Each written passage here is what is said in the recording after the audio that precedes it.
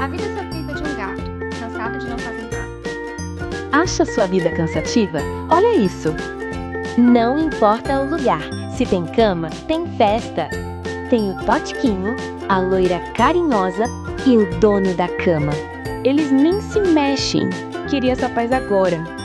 Dormir é a profissão deles. Já descansou hoje?